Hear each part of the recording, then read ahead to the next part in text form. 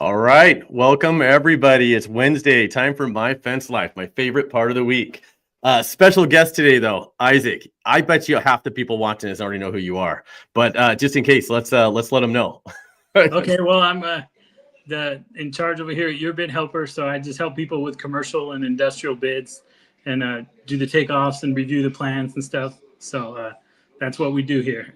Yeah. So we're always real working quick, on bids. Your bid helper, is that's a service where you actually you basically go in and read some of the plans and put together material lists and things for people? Yes, yeah. So most of the time, most of the customers don't have us actually doing the pricing. Typically, we're downloading the plans and doing the takeoff and the material list and those kind of things. So yeah. And then we can't so do how'd you get into that? well. I was talking to somebody. God, I was on the phone talking to somebody, and I wish I could recall a couple of weeks ago, and they knew who you were. That was a contractor down in California, but you're not from California, right? No, I am from California. Yeah. Oh, you are? Okay. I thought for some reason I was thinking you were back east when we were talking one time. So right now I'm in Nashville. Oh, okay. That's okay. But I was in California most of my life, so. Oh, so that makes sense. It was a contractor down in California, and they knew who you were. So I was like, man, he's already made his way over to the West Coast. No, I have a few customers over there as well. So. Oh, that's cool. That's cool. So today we're going to be talking about, and you probably come across this sometimes in some of the contracts, or you maybe come in the verbiage, but are you escalation clauses? And I think right now with the tariffs that are, one day they're on, one day they're off.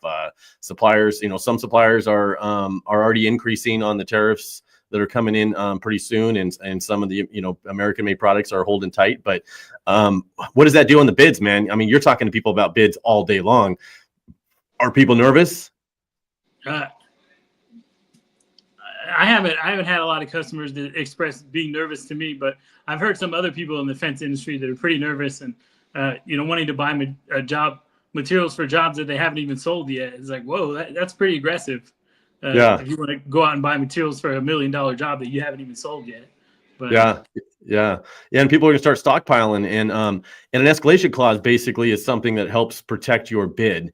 Or, once you because you bid, a lot of stuff that we're bidding, we may not get a go ahead on it for 6 months. And then even after we start with everything increasing or, fluctuating sometimes with uncertainty, you might get in, and not all of us buy all of our materials. It may be a big enough project where you're not buying all your materials before you start. You may be buying, 25% of the materials, and you're buying them as you go in a larger project, as the materials are being delivered to you. And sometimes the manufacturers and things like that or the suppliers will adjust their pricing based off of what the current market value is. So to protect us from stuff like that, we got things like escalation clauses in there. And it's easy for us just to say, hey, you should add an escalation clause, right? What the hell's that mean? What's the verbiage? You're just going to write in there that I'm going to, a lot of people think, well, I'm just going to write in there that if there's a price increase, I'm going to charge you more. And that doesn't necessarily hold up. There's a lot of steps that go in place to make an escalation clause actually work. And not end up in a big debate or a dispute with the customer. Have you came across any of the escalation clauses? I've used them. In the contracts and stuff. So we've been through this before. With material price increases and that type of thing. So yeah. Well, last year, the last ones that we were really when everybody was kind of really thinking about the increases was probably 2021 after the COVID stuff when the increases came up. And do you remember there being just a lot of people saying I can't get materials? And I was fortunate enough I had some really good suppliers that I was really loyal to that kind of really took care of me through that. So I didn't struggle as much, but I had a lot of people saying, hey, the gates were just shut at some of the suppliers. You couldn't go in, you couldn't get materials. They weren't setting up new accounts. I have some ideas. I mean, not some ideas. What I think is different about this time opposed to last time, is I think that, last time it wasn't necessarily a shortage on materials. It was just all sitting out on ships and stuff out in the, they couldn't get them into docks. They couldn't get them unloaded, Oh yeah, yeah. right? So it wasn't that there was a shortage in materials. There was a shortage in materials with the suppliers, but that was only because they couldn't get access to them because it was all sitting out on the ships and there was no one to unload them, right? Yeah, But yeah, I remember that. so as soon as that kind of opened up, the materials opened back up, right? So I'm wondering in the next 6 months if we're not being a whole different type of material shortage, because there's actually going to be a full blown material shortage, if this stuff plays out like it is, and except this time we won't have container load after container load sitting out on the ships, already floating around. So this might be a bigger issue than we had last time. So because of that, the pricing is going to be adjusted. So I wanted to kind of go through some of the steps to make an escalation cost to hopefully protect some of the people out there, the smaller companies that aren't aware of it. So let's do step one. Let's kind of go through the step one on these things. I mean, what it takes to get in there. So base price, obviously everything we do is going to have a base price added to the escalation clause. So this is where we're going to start with. That's going to be just your normal price that you got into it. And we're going to go through a couple of these things, but we're still going to do the what happened to Sean, the questions with Sean and Brian. So I don't want anybody that comes on this and says, what would Brian and Sean say? Where is that? It's coming. But we're going to wrap through a couple of these things so that everybody doesn't get bogged down on this. So we're talking the base price. It's the initial price, which would be your quote, what you're going to be going. You start with that. What do you think are some of the trigger events on it? I mean, what would you think? What would be a normal trigger event in an escalation clause? Materials. I mean, I don't really foresee labor being an issue, but the materials definitely is one of them. Yeah.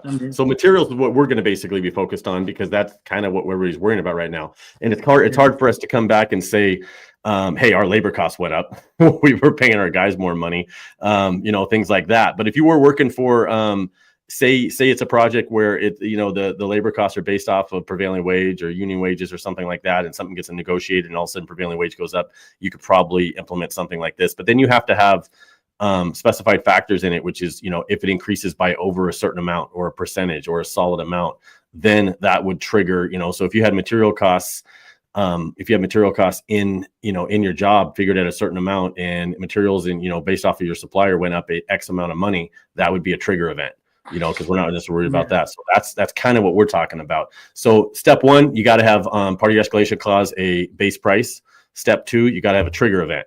What's going to trigger this escalation clause to actually be activated to where the terms and everything's going to kick in. So then you have to have step three is going to be an escalation formula. The price will be adjusted. But how's it going to be adjusted? It's going to be adjusted again by a specified amount or, things like that, conditions and things like that. So we go in there, and I think we'll get into more detail, on that probably, on another podcast, we'll get into that. But what do you think, man? What are your thoughts on escalation clause? Do you think they should do it? Or? I mean, I think you have to have some verbiage in your contract, specifying, especially if it's like a special item, a specialty material or something like that. It could definitely be increased in price. So, I mean, I think not even just because of the times that we're in now, but just in general, you should have something in your contract regarding this, like, hey, if our supplier changes, the only thing you might bid a job with 25 or 30% markup, and they may not be willing to pay you that 30% markup on this additional fees. You're going to probably have like a 10% fixed or something on top of the, and maybe they won't want to pay you any extra markup. Maybe they just want to cover the costs. So, that's all stuff that is going to be part of the conversation, right? For your contract moving forward and stuff. But you're not really trying to get a bunch of extra profit anyways. You're trying to just make sure that your bases are covered. You're being reasonable and being honest, right? Yep. Yeah. And I think that, I'm a firm believer that if a material increases 5% or whatever, if the difference between you making money or losing money on a job is 5%, you probably bid it too low in the first place. But we're not talking about 5%. We're talking about some of these, with some of these increases might be 25, 50, 60. I've seen it go as crazy as 70, 80% increases. So it's definitely now is the time to start thinking about protecting yourself so that you can still make money, because this is how we all feed our families. And I think a lot of times the smaller fence companies, we we neglect this part of it, and we go and we just blindly sign contracts, right, with general contractors, and we think, well, if we don't sign them, you can't get the work. And I think I made some posts about that, saying I'm like, hey, do you just redline or do you redline? Do you not redline, or do you just sign the contracts? A lot of people are like, well, you have to sign it. If you don't sign it, you just won't get the work, and you can't redline everything. What are your thoughts on redlining? Oh yeah, we redline stuff, a lot of stuff. Yeah, are you kidding me? Oh yeah, they want, a lot of times they want personal guarantees and all kinds of stuff. No, that was part of my job for a long time at A1 Fence, was like reading contracts and sending stuff to the GC, saying these pages and this is the stuff that we can't agree to. And because they're going to pretty much make you agree to everything that they want you to agree to. And it's all a negotiation until you sign the contract. So, and you have to be, if it's important enough, you walk away, right? If they're trying to ask you for something that you're not willing to do, but for the most part, you're going to just cross out what's unreasonable and what you see as unreasonable. Yeah. And anything you don't understand. Again, we're not attorneys or, giving legal advice here. And they had an attorney write that contract for them. And most of the time, the person that sent it to you doesn't understand what it all means either. Right. So if they don't understand it, then how are you supposed to understand it? So if you haven't had an attorney review it and you haven't had a attorney review it and send it back, then you basically are just blindly signing something, But hey, let's not forget. What would Brian and Sean say? Sean's not here on this one, but we're going to answer these things together. So all right.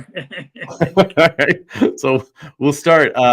Nick, these are all going to come from Fence Industry Only group on Facebook. Probably one of the most active groups for the fence industry on there. It says Nick on here is an all-star contributor. So Nick, thank you for that. We appreciate that. Where do you all, are you sure Susan didn't write this? What is this you all stuff, right? I'm afraid to keep reading it now. I feel like it's going to be a joke. Where do y'all like to get your company shirts with logos made? I can't afford bulk orders at the moment, so looking for a good price. And where do you order them? Basically, doesn't want to spend too much. Any recommendations regarding brands, color, etc.? Have you ordered shirts? No, I don't have shirts. No.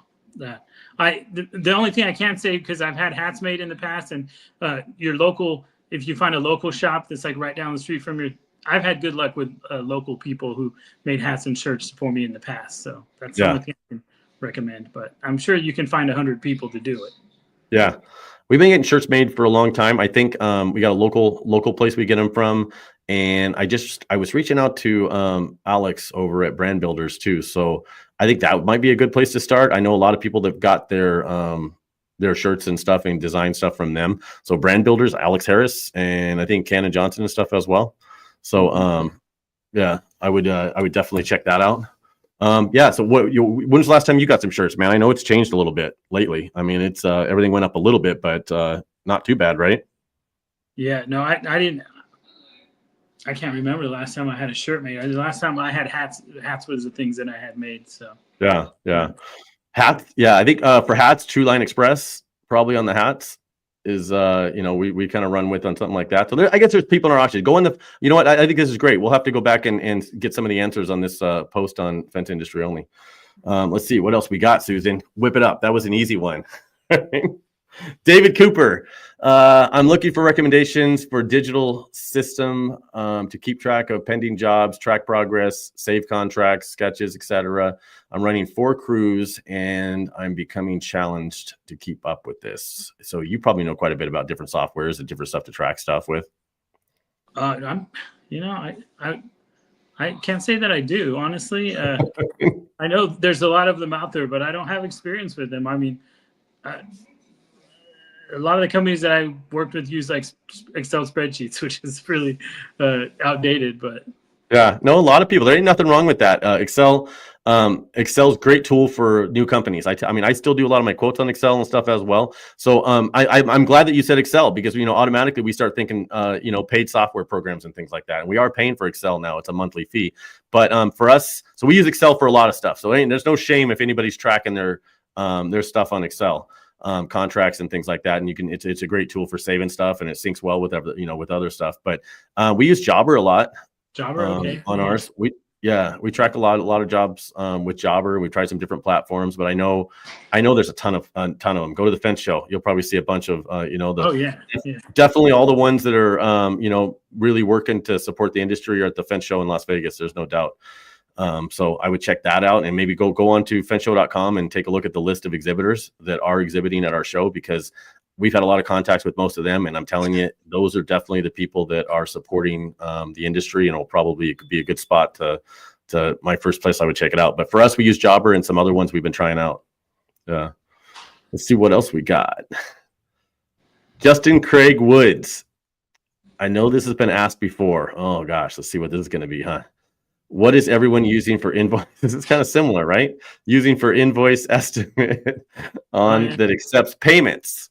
Okay, that's different. QuickBooks made a small fortune in fees off me last year.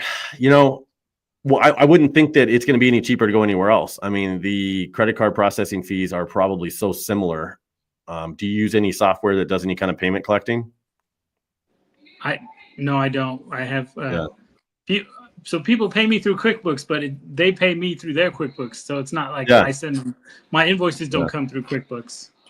Well, gosh, we probably send invoices and estimates in like 3 or 4 different ways. I mean, we use QuickBooks, we use Jobber, we send them through Square. We've actually sometimes we'll do it through one of our platforms on GoDaddy. I mean, we probably send on an average week. We probably send it through at least 4 or 5 different platforms, and the fees are the fees, man. I mean, you're going to pay anywhere from 2.5% to 4%, depending on what kind of credit card it is, and things like that. Whether it's an Amex or whether it's a rewards card or whether you're punching the card in manually. I can tell you this: if you can try to get someone to come in, if it's a large amount, we'll probably have them come into the office if it's a big material sale and swipe the credit card in person. 1, for security reasons, but 2, because the fees are a lot less, if probably at least 1% less if you have them swipe the card in person opposed to punching the numbers in manually. So that's all I can say. But they made I have a lot of customers that pay me through ACH. Direct into my checking account, but I take Venmo, Apple Pay, PayPal, like you name it, I take it. Because my service is like really reasonable, so it's usually like a few $100. It's not like lots of money, so people pay me whatever's convenient for them. Venmo, Cash App, like I take it all. Checks, I wait 3 and 4 and 5 weeks for checks in the mail. And Stripe. Sasha just mentioned Stripe. I use Stripe's one we use as well. But so good questions though, Susan. Again, thanks for bringing those up. So we went through step 1, 2, and 3. Step 1, base price, right? Step 2, we need a trigger event. Step 3, what's the formula that's going to be used if an event does get triggered? Step 4, we talk a maximum cap. Nobody's going to want. I mean, you have to make this fair. Nobody's going to want to see these unlimited increases based off of whatever you can come up with, right? So you have to have a maximum cap. To put on this thing, and that's typically what you'd put in it. And the more information you can put in your escalation clause that outlines and makes things clearer and makes it more of a fair exchange, the more likely this is going to hold up, right? Opposed to just saying, again, I think a lot of us as when we get started, we just start throwing in there, hey, price is going to increase if my price increases. Well, that wasn't enough information for you to actually be able to fight, and the odds are the customer's not going to go ahead and sign it. With that kind of verbiage in, it's too vague. So maximum cap.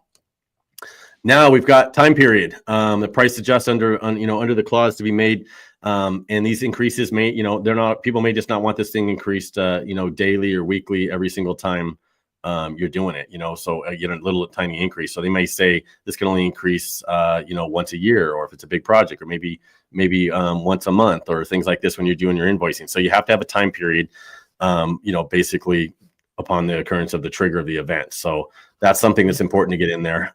So we've got supporting documents, like I was just saying earlier. So this is where you got to have something in there that says what kind of supporting documents are you going to have when you're doing this. Well, one of the things that one of the ways they can get around avoid the price increase is like if the customer is willing to pay for the materials up front, right? Because then it's like you can just buy the materials, and if you have the space, right, to store it, then you can.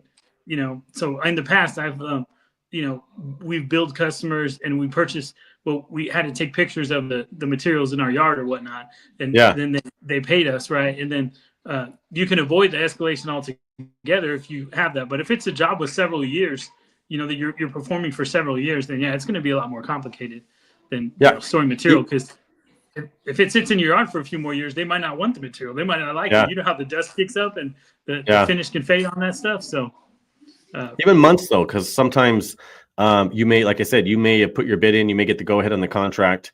And like in Nevada, we're 3 to 6 months to pull a permit. So it may have nothing to do with you working on the project. You may have got the go ahead, you've got a deposit, but the project's not starting for 6 months or 8 months, but because you're waiting on permits or whatever the factor would be. So right now, in 6 months, the price might be 50% higher. Who knows, right? So you'd have this in there to cover yourself before even the job started. So it is kind of nice. And if you, and also what you said, you may have it on the ground, but if you're counting on your inventory that you have in stock to be that material you're going to be including, that says is protected, well, you have to replace that material. So, at a higher cost, maybe. So you got to factor all that in there. So we're at step 6. So step 1, base price. Step 2, we need a trigger event, and we're going to get all this. Probably in the comments here. Step 3, escalation formula, maximum cap, time period. We're at supporting documents. Now you got to have something in there that notifies. Basically is the notice. Okay. Provided you got to provide something to the buyer, the sellers, everybody's got to be, some sort of notice, a period of time, less than the X period of days, prior to the effective date of the price adjustment. So you got to have some sort of base, pricing and stuff in there. And you got to, put some documentation in there to note the notices to be provided to the buyer. So, that again, that's just, they don't want to be hit, every week with something new, and they don't want to be kept up. You know how the tariffs are on one day, off the other day, on the one day. We can't, they're not going to want to get a text message every morning saying the price went up and say, oh, never mind. Yeah. Oh, the price went up. Oh, never mind. You're never going to do work for that guy again. Right.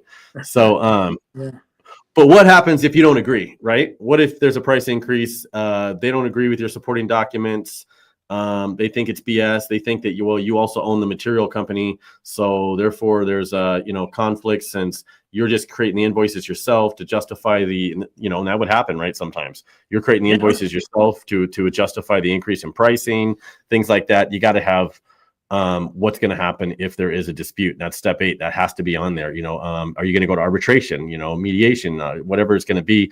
And you typically want, this is again where you want to bring your attorney, and we're not attorneys, but you'd want that, hopefully to be, if it's going to be arbitration in the state that you live in, because, you got to be careful on that. Even in the contracts you've seen, you might be signing something. And if you look at the dispute resolution, which is in a lot of the contracts, the arbitration's in New York, right? So it's in New York, and then you got to fly to New York to do this, right? Well, and your project happens to be in Nevada or California, so now the costs go up for you to try to do the travel. So I typically change that and say it has to be in my state, wherever the job's being done. So Sasha, Sasha says, what do you do if your distributor hold quotes for 3 to 7 days? Yeah. Oh, okay. What you do? Yeah, you have to protect yourself. Yeah. So he's right. Well, I've had people say their quotes were good for 2 days before. So, but yeah, you're either gonna bid the job or you're not. There's really not, a lot you can do. I've bid jobs and then was awarded them a year later, actually. So it's like, but in an opportunity like that, they understand that, it's been 12 months, right? So, a lot can change in a few months. So. Yeah. Oh, quick, man. Quick. You got any cool stuff going on right now? What are you, how many companies how many bids are you working on every week right now? Like 8 to 10 bids. Yeah. Something like that. Man, you must have one hell of an attention span. I struggle with it. So are you, you're doing it all off the computer then? No actual hard plans, right? Yeah. It's all off the computer. Yeah. Yeah, that's rough, man. I'm still old school, man. I sit there for a while. After about an hour or two, I get so frustrated. I send it over to the blueprint place here and I print it out. And and I want to sit there. I want to get my pen out. I want to draw the lines and Well, I highlight everything and measure everything, and so it's all dialed in. But I also have somebody helping me with it. So if things get busy, I can send something her way. So yeah. So when are we going to get you back up to Vegas? I know we talked not too long ago. Oh, I don't know. I don't have any plans right now to go back over there. October, for sure. October. October, so you be up for the fence show. All right. Oh, yeah. We'll try to get you out there sooner because so everybody knows, Las Vegas Fence is planning on working with Isaac too. So we're excited about this. It's gonna be a good year. So don't let all the talk about tariffs and material pricing increase, all that stuff scare you. Get out there and bid the stuff, but definitely throw some stuff in to protect yourself. That's all, in that way, nothing can change. I mean, it's going to be still a great year, and I think the economy is going to boom. So I definitely don't want to. Oh no, the most important thing, I don't mean to interrupt you. The most important thing is like just be honest and transparent.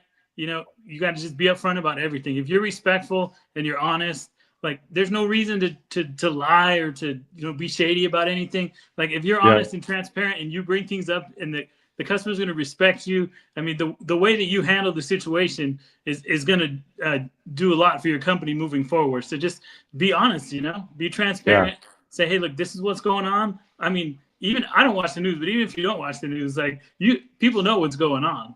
So I mean, it's just important that you are transparent with your contract and your customers, and you walk them through it. It's just like the sales process. You walk them through it. You show them like, hey, they might say, hey, I want this fence, and you say, oh, that fence wouldn't work here. You need this fence, right? So you guide them, you show them, right? Because you're the professional. And it's the same thing with the tariff and the increase, and like however your contract is written, you're going to explain it to them, like this is what could happen potentially. So hopefully, you can do the job for the price that you quoted it. But if not, at least they're going to know, well, this is the alternate, right? If that doesn't work out, if we can't hold the price. Yep. So, yeah. So it looks like we got some stuff going on though. I'm just taking a look here. We have some different events happening. I think the very next one, speaking of Vegas, is Fence University's got the telephone entry quick start class. So fenceuniversity.com to register for that. And that's coming up March 24th. If anybody wanted to learn about telephone entry systems, we've got all kinds of stuff on hand. I mean, so manufacturers have been sending us all kinds of really cool stuff. Door King, Security Brands, Cellgate. I know I'm probably going to forget some. So I feel, you're always nervous every time you start listing stuff because you're like, there's always somebody you forgot. Yeah. And then you're like, man, I wish I wouldn't have said anything at all. Right. And it's always, and who's always watching and listening? The person you forgot. Right. It's like clockwork, right? Yeah. Everybody you mentioned wasn't even watching your show except for the one person that's sitting at home going, are you kidding me?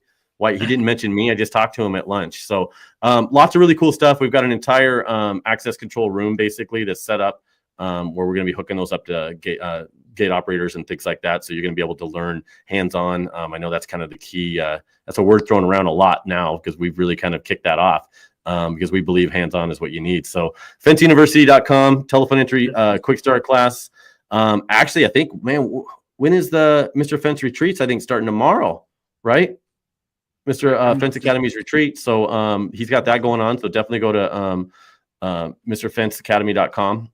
And take a look at some of the stuff he's got going on for the events for that. And then we're going to be at the CMM's open house, which is really cool. Fence University, Mr. Fence Academy, Fence Work Association. We're going to be out there. Sean's putting on a really cool show. I think we got we're going to be going to a baseball game and all kinds of stuff. And I think there's only room for like the first 100 people are registering. He's going to be mad if I say it, but I don't even know. I'm probably inviting people that I'm not allowed to invite. So there's a ball game going on. Tell Sean that I invited you. I don't care. He'll get over it. So Sean with CMM, tell him that Brian invited me to this ball game. So make some room. Get one on the bus or something, But that's going to be a lot of fun. Let's see. I think after that, we're going to, go to Fence University, go Mr. Fence Academy, go pretty much anywhere, fencesocial.com. We start and list all these things on the events page at fencesocial.com as well. If you want to get up to date with some links. Isaac, man, thank you for coming on, man. I appreciate it. Everybody that's watching, hey, thanks. I appreciate it. If you watch this live, thanks for taking the time out of your evening. I know everybody's tired. It's getting late for some of you. If you're watching this in the future, hey, thanks for tuning in. I know all this is being streamed to some other places like Apple Podcasts, and I don't know how any of that stuff works, but Susan streams it over there. So whenever one of those things where you listen while you're driving or hanging out or something. Again, have a great evening, everybody. Isaac, thanks. Thanks for having me.